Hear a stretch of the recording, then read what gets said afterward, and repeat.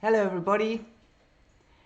3 o'clock on a Friday afternoon, and I am still fiddling around with my setup. That's what I'm looking at the moment. There you are. We have one person online. Thank you. Nice to see you on board. I'll chat away a little bit until we have a few more people on live. But it's fantastic to see you again. I remembered something quite important about my computer. My camera on the computer is right at the bottom of the screen, and so usually when I use it for people to look at my face, I'm either far away or you're seeing the keyboard, and then when I type, you see my fingers right in front of the keyboard. And then I remembered that I've got a fancy computer that can turn 380 degrees, so I've actually turned that was me just miming my fingers. I've turned the keyboard right under, so I've now been able to lift my computer up so that I'm at eye level with you guys. So that's lovely, and so hopefully you can see me a bit better that way. And the computer's not casting a big shadow over the work, and all of that sort of thing. Yay, we have got 6 people on board. That is fantastic. Please say hi. I forgot to share this with the Get Drawing people. So if you're on Get Drawing, come on over to Karen Frankel Artist so that you can see what I'm doing up there. I think it's too late for me to share it at the moment. Okay, we did a fantastic lesson, even if I say so myself, a couple of weeks ago, before we ended our classes rather abruptly, which was looking at the work of John Russell.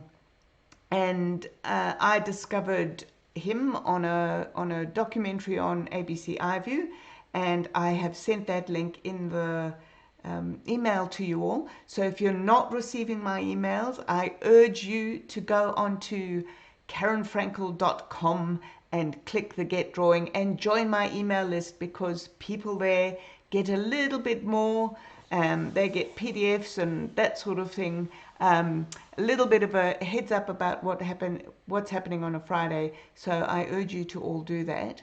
But in the meantime, we looked at this fabulous artist, and I will show you one of the pictures. And in fact, we are going to be looking at this picture today. The reason why I loved his work, or one of the reasons why I loved his work, is because of all those gorgeous, rich colors that he used. You'll be seeing it beautifully on the screen. The colors are quite rich on a computer screen, not quite as rich on my printout. Now, having said that, I've sent a PDF to people. I have. This picture was not included on that PDF, so I urge you to go and look up some of the pictures, but there's plenty there for you to choose from, for you to do your own version of what we're doing today. So I hope you go and do that. The reason why I chose a different one is so that the people who are in my classes can now look at a different picture, because they will have seen all of those pictures already. And it doesn't really matter which picture you work off, it's the technique that I am showing you today. Now, in the email I mentioned that it is about finding your own color palette, and I remember people questioning me about what does that actually mean. Well, all of us have different colored pencils, different paint, different pastels that we work with. They become our favorites to work with, and you can't possibly buy every single thing that's out there, although I do believe that pastel artists do like buying as many different colors, but shades of color, and hues, different hues, which means different variations of one color. So one color might be yellow, but there's I don't know how many versions of yellow, limitless versions of yellow. If you've ever gone into a hardware store and looked at a color, even white has got tons and tons of versions. So we will all have our own particular version of what we've got. I've got a beautiful box of 120 Faber-Castell pencils, and it's probably way too many. No, not probably way too many. Definitely way too many. And I'll show you those now. You can see them below there, and that lifts out, and it's got 3 trays. And I know some of you out there might be horrified that they're not all in order. So I have quite a few of these pencils, but you can see by how short some of them are, they are clearly favorites. If I tilt that down to make them all go to the top, you can definitely see that the shorter ones are the favorites that I use. So when I talk about your color palette, we're going to look at this work by John Russell, and he won't have had these same colors, even if I just pick out the few colors that I constantly use. But we're going to try and find our own way of getting to the colors that he used. So there's, oh, that's terrible light. Okay, that's better. If I look at the photograph that I've got in front of me, I am not going to be trying to find exactly the same pencil color as that, or that, or that, or that. What I want to do is finding mixtures of colors. So yes, I could probably find something close to that, and that's not looking too bad, and that's not looking too bad, but I actually want to mix these colors to get some of the excitement that's happening in there. I don't just want to paint by numbers. So with our layering up, we will get this interest. If you zoom in on the picture a bit later, if you stop this video, you can zoom in. Let's show you that one again. You can zoom in there and have a look at what those pictures, what all these little areas look like, and you will see that they are not just boring one color that you've picked from your colored pencils. So finding your own color palette means finding what works for you from within the colors that you own, that you are working with, and finding how to find that. Now, I don't usually copy from work, and you know that. My students would know that, but the main reason for not copying a work, actually I'm just looking at the difference in color between what's on your screen, which is that screen version, and what's printed. So that's much more blue than the printed version on the screen. I might actually use the screen's version. Actually, in front of me, that looks more green than it does on your screen. So it doesn't really matter. You can do this trick with anything real, with a rose, with a flower. It doesn't really matter. The reason I'm copying is because I actually would like to learn from this guy how he puts his colors together. He's chosen some stunning colors. I haven't seen a photograph of what he's looking at there, so it's his interpretation, and I'd like to experiment with his interpretation. And learning from the masters, if you will, learning from other people's work is a fabulous way to learn. The only way in which I dislike copying is if you copy a painting and you declare it as your own work. Anything else goes, quite frankly. If you love a piece like this and you would like it in your home and you can't afford a John Russell, you can paint it for yourself, and it'll teach you lots of things. So let's get started. I'm going to move that away, and I'm going to find some colors that I'm going to be working with. So those two that I came up with were pretty good. you'll be watching me choose my colors. I can see some beautiful oranges there, and like everybody else, my head has said, oh, go for an orange, Karen, go for an orange. And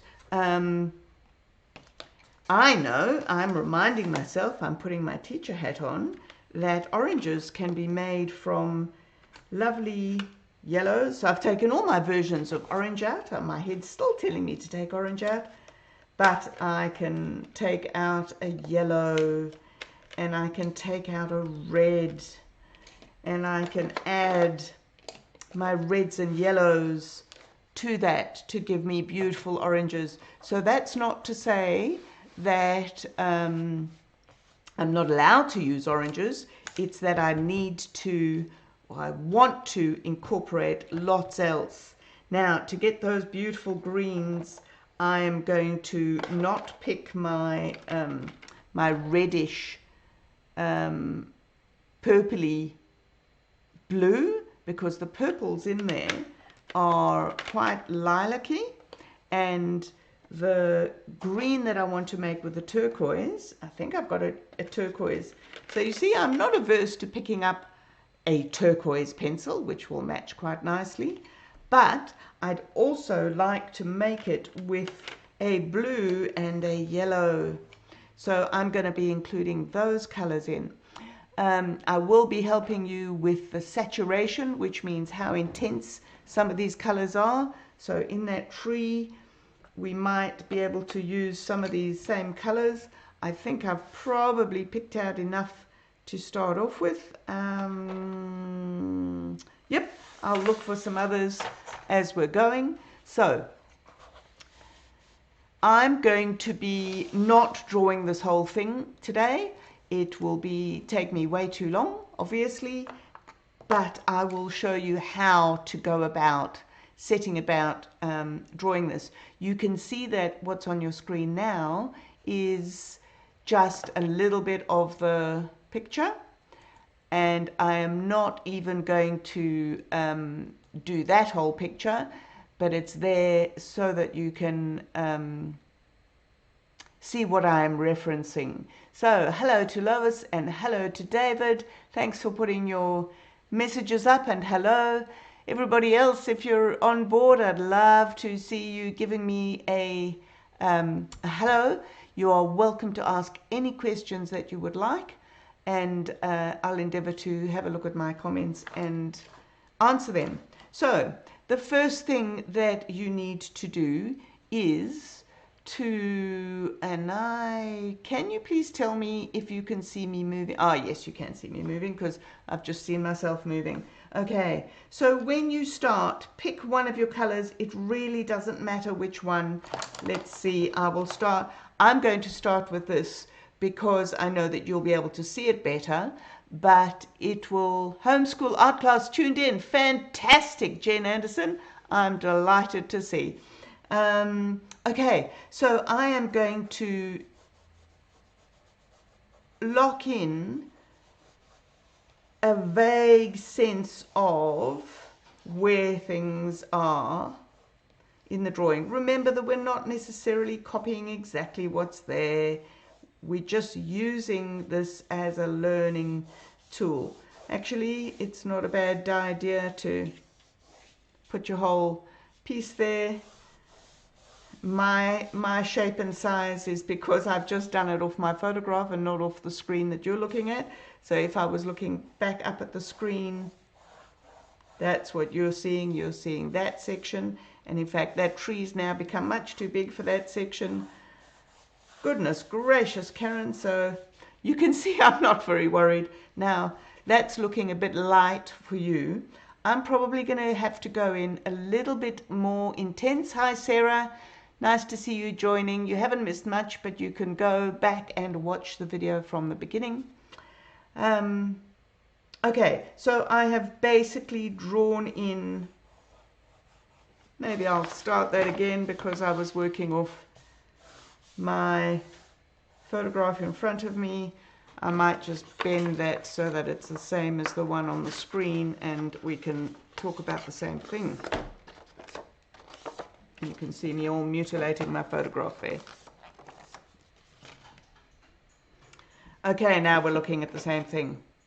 So I've got a proportion that is long and thin, like that photograph. I've got a vague foreground there, I've got a middle ground there, and I've got a background there. As I said before, it's not that important. I was going to say I'm going to press hard so that you can see, but I'm fine with that shallow look at the moment. And I am just blocking in areas where I'm now going to add some color. So you can see I've started with that turquoise, which is what's on your page, and I'm pretty much looking everywhere on the picture that has got a turquoisey undertone. And even in the sky, I reckon there's a bit of turquoise undertone there. And in this foreground, there are some bits and bobs of turquoise as well. So this is going towards us layering up.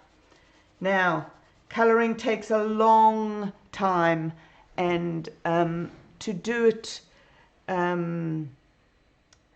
properly or with intention, we took 2.5 hours in a class, and some people didn't finish in 2.5 hours. And Lois has just asked if she can mix her colours, her different brands. So she's got some Rembrandt Polycolour and she's got some Derwent Studio Colour pencils. Yes, Lois, you can absolutely mix them. The only thing that is not won't work to mix is if you want to wet your watercolor pencils. Obviously, if you've used dry pencils, they will not wet. You might get a fantastic effect like that, so try it, see what happens. Yeah, you might get an effect, but you can mix any brands of your pencils, not a problem at all. So Heather's just commented that she can see it a bit as a darkish blue. Yes, we all have different ways of looking and seeing. Doesn't matter what color you see. I think I might agree with you if I were looking up at the screen, but I'm looking at my photograph. You can see the photograph difference there. Actually, my photograph looks a bit more blue, but this is the way I'm starting. So don't get fixated on, oh, it's more blue or not blue at the time. I am going to find it very, very difficult to restrict myself to not trying to fill in this whole thing, but I've already been going for nearly 20 minutes, so I do want to just maybe focus on a smaller area, even more small, and I'm going to try and get that section done there because that has got all of our colors in, and hopefully that will help me get to where I want to go. Okay, now before I put any more of that color on, I am going to pick up my purples and I'm going to, can you see how quickly and simply I am chucking these colors down? Oh, just realized that there's meant to be a mid-tone there where the oranges are, but there is actually pinks underneath those oranges if you look, and there are pinks underneath these turquoises or purples or blues or purples. Don't be silly, Karen. Okay, so again, I have said don't pick up the right color. Don't try and match exactly the right color. So come on, Karen, be a bit inventive. Pink comes from red and blue. So maybe I will need my bluish pencil there. Now, there is a little bit of white in this picture.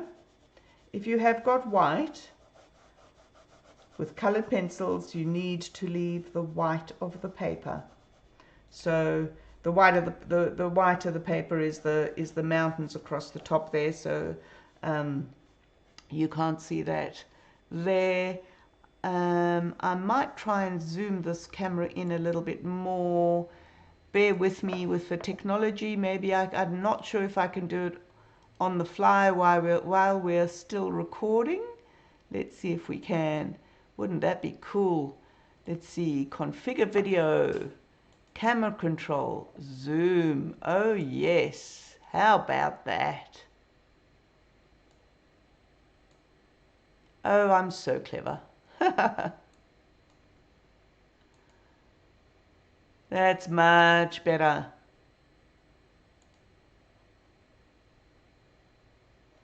Oh, I've got all sorts of buttons to click. There you go. So I've zoomed in. So yes, I haven't got any white in my particular patch.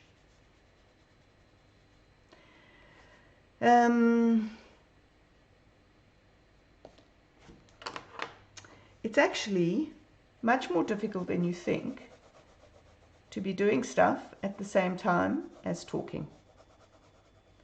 Now, most of my students will probably attest to the fact that I talk non-stop, but I'm finding it quite difficult at this very instant.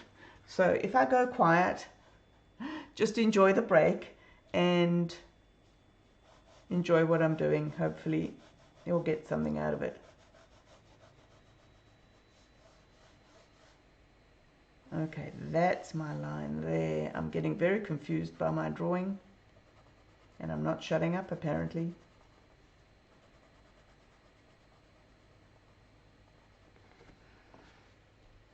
Jen, what was that no for?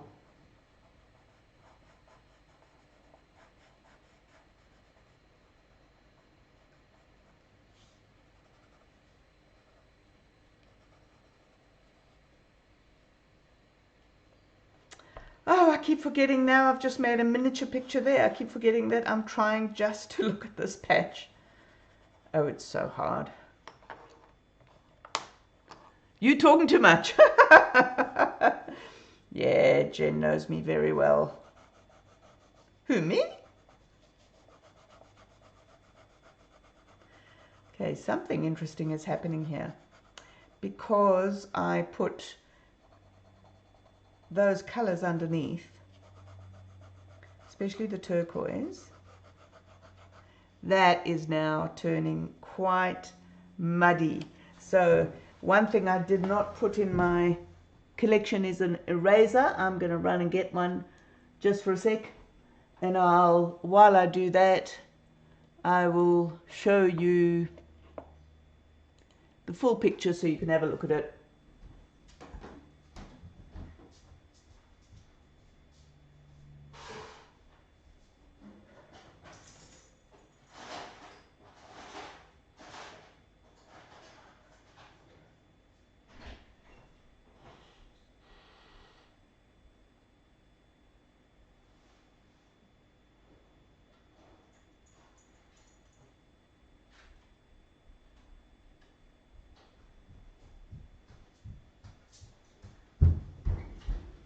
Oh my goodness, that was a bit of a break. Who would have thought that Karen actually uses erasers as well? Yay! Okay, so that's a really good learning thing.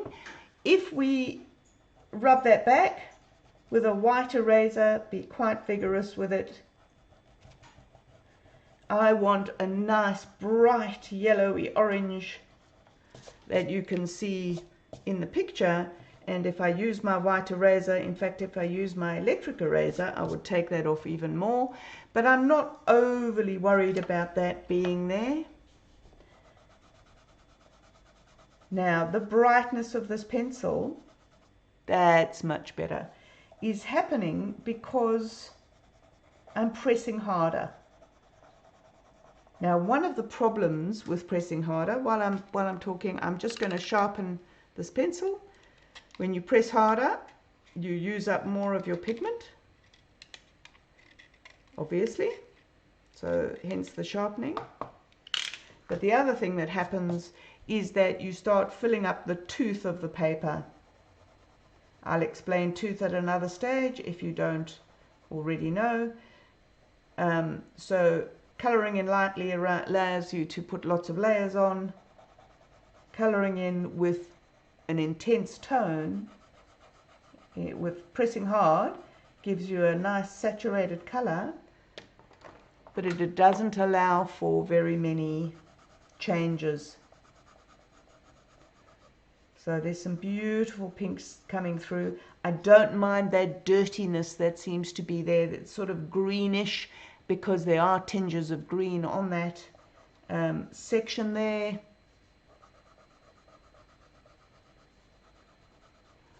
I know that the students really loved doing this and came away with some stunning work.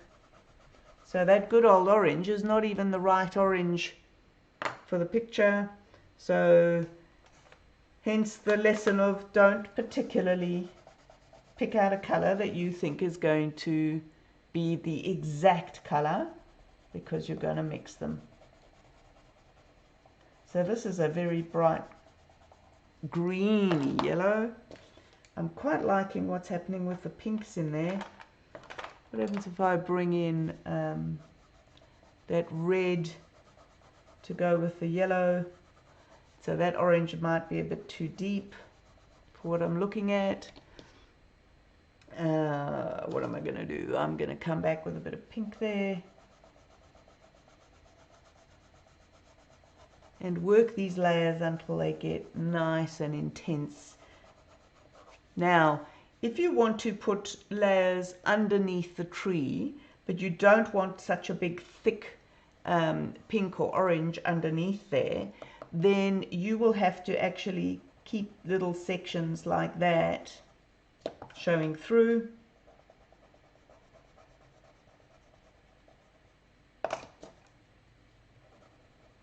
So that when you come back with your turquoises and deep blues over the top, I've lost where I am in the picture, so don't focus on that, just focus on the colors that I'm using. So I've got a nice bright blue here, and that should work really nicely, the bright blue with the yellow going over it. That gives me a lovely turquoisey kind of look.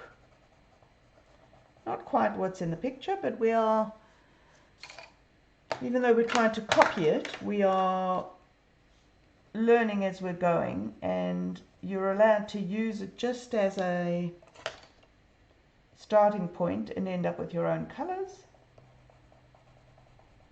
to suit the pencils and things that you've got.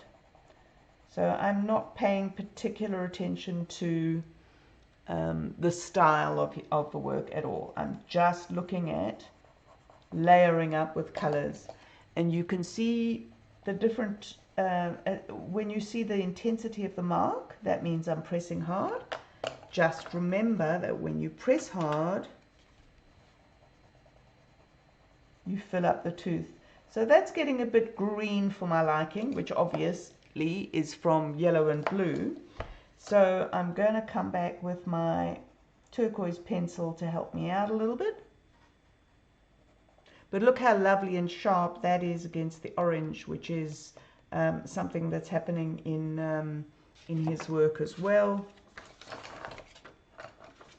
Let's put that over there. Let's see, hopefully that's not too much of a shine. Oh, that's a terrible shine.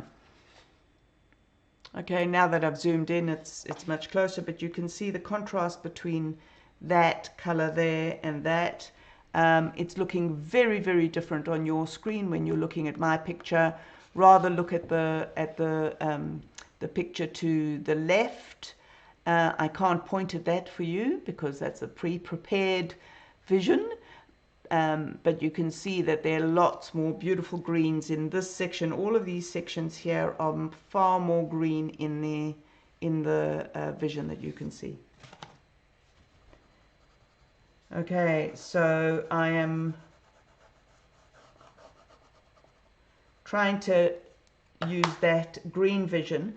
Now, something I've just noticed, and this is not something that I do very often, if you look at this section on the screen of the actual painting, you can see that turquoise is quite milky, and so if I put some more turquoise down and I put a bit of yellow down, remember I was saying the yellow was getting a bit, making it a bit green rather than turquoise.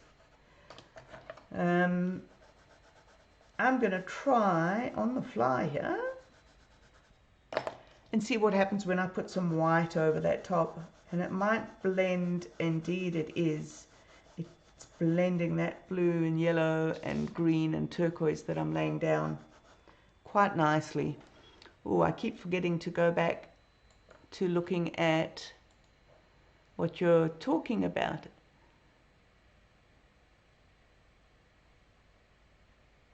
What's not allowed, Heather? Me talking or me not talking?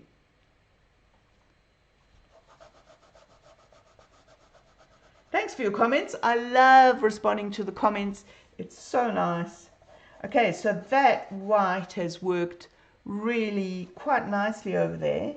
Let's see what happens if there's any room on my paper to put it over the white. Okay, I don't want to take up too much of your time because I can go on and on and on with this, and we're already over the halfway mark. But what I do want to do before I stop the video is add a bit of these pinks in. So yes, I've got a pink pencil in my hand. And pink has got a lot of white in it as well. So if you're a watercolorist, you wash your crimson-y, your reddy color. Let me just show you. You wet that down so that the white of the paper gives you your pink. And you can buy pink watercolor, you can buy pink pencils, obviously I've got some here, but look what happens when I put the white over the top. So the white is blending that pink really quite nicely. It also works as a burnisher, so burnishing means it's almost polishing that, so it's working as a bit of a blender to blend those colors through. Now there's some lovely dirty patches. Now there is such a thing in my mind as good dirt, and you may or may not know that to get something looking good dirt, good dirty, when you're dealing with colors, is you use colors that are opposite each other on the color wheel. And so if you've got pink is a version of red, so the opposite of pink is a version of green. So if I pop some green in there, that's becoming maybe a little bit dirty, and in fact in the picture here there is there's a bit of a delay, so I can't see if that's shining in your eyes or not. There's these little blue bits coming through. You probably can't see it, but you can see it. You can see it well in the picture to the left. So I'm trying to come in with some dirt. That's too good for my liking, so I might grab a green and see what damage I can do to making that dirty. So green and red make a great dirty dirt. That's better. Now I've probably made that way too heavy for the picture that we're looking at, because I'm looking at tiny sections. But what I want to point out is how these colors are all blending together to give you that impression, all the layering that's happening. There are some deep reds, I think, sort of almost tending to brown. So mixing your three primary colors will get you brown. You can see my red over that turquoise there is getting quite brown.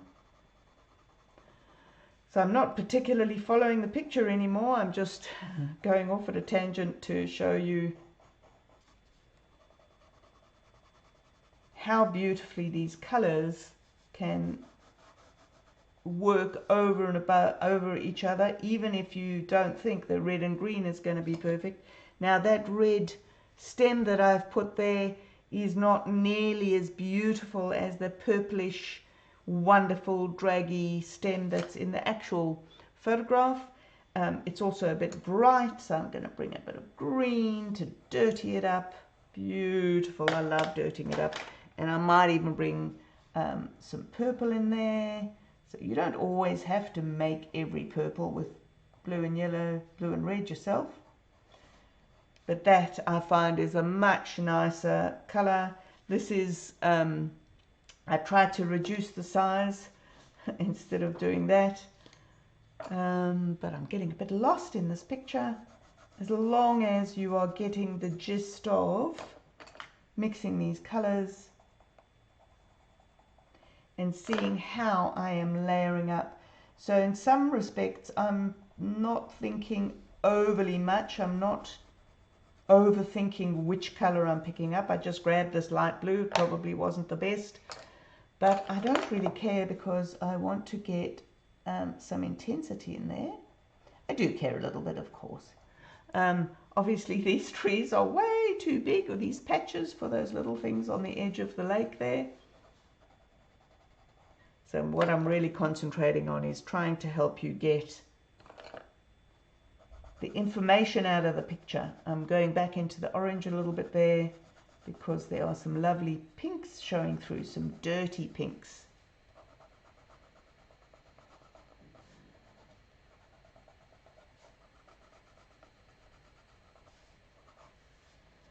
And I think we're coming to the end of this particular video. I'm loving it. I'm enjoying myself so much. I could go on and on. So I will finish. Oh, the rubber is allowed. Yes, the rubber is allowed. It is, it is, it is. The